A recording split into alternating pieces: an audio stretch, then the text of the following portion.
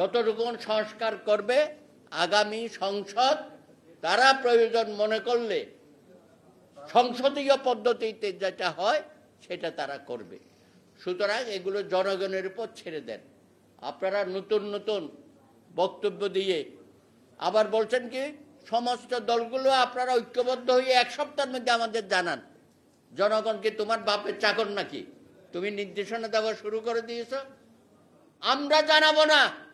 Professor Yunus, তুমি যেভাবে রাষ্ট্র ব্যবস্থাকে ধ্বংস করে দিচ্ছ, যেভাবে লোক ভাড়া করে নিয়ে এসে আমাদেরকে ঐক্যের পরিবর্তে বিভেদ সৃষ্টি করেছ, তার জন্য তোমাকে কাঠগড়ায় দাঁড়াতে হবে আগামী দিনে।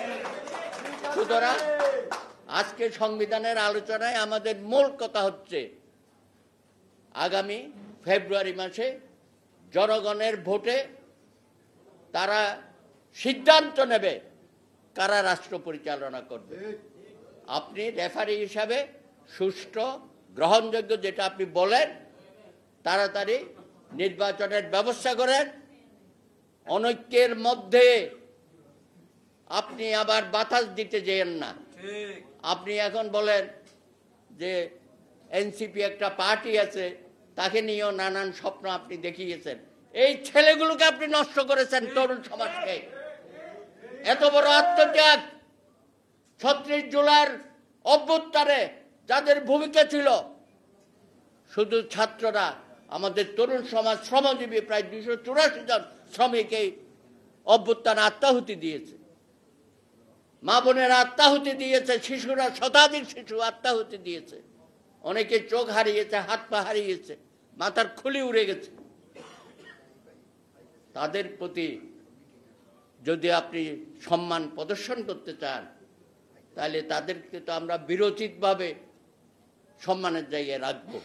কিন্তু আপনি তাদেরকে রাজনীতির মাঠে নামিয়ে এবং তাদেরকে আবার তৃতীয় শক্তি বানিয়েছেন।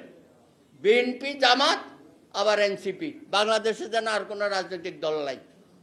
মামার বাড়ির আবদার, মামার বাড়ির আবদার। এই ছেলেগুলোকে আপনি বিপদগামী করেছেন। তাদের পরিবার পরিজনকেও আপনি অসম্মানের জায়গায় নিয়ে গেছেন। আজকে সমস্ত জায়গায় তাদের নিয়ে কথাবার্তা হয়, নানান জায়গায় তারা অপকর্ম করছে। একই সাথে একটি শক্তি যারা নির্বাচনে সরকার গঠন করার কোনো সম্ভাবনা নাই, তারা সরকারের বিভিন্ন জায়গায় বসে বসে সরকারের অংশীদারিত্ব তারা উপভোগ করছে।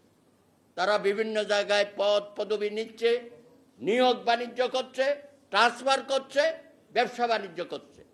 সুতরাং দ্রুততম সময়ে নির্বাচন হলে এই অপশক্তি বাংলাদেশের মাটিতে, আমি মনে করি তাদের দিন ফুরিয়ে যাবে। এত লাফালাফি তাদের পক্ষে আর করা সম্ভব হবে না। সুতরাং এই সংকট থেকে বাঁচার একমাত্র পথ হলো ফেব্রুয়ারিতে একটা সুষ্ঠু নির্বাচন। জনগণের ভোটে নির্বাচিত প্রতিনিধিরা আগামী দিনে 18 কোটি মানুষের কে তারা পরিচালনা করবে এবং বাংলাদেশের যে আকাঙ্ক্ষা সৃষ্টি হয়েছে এই গণ অভ্যুত্থানের মধ্য দিয়ে, সেই আকাঙ্ক্ষা তারা বাস্তবায়িত করবে বলে আমি মনে করি।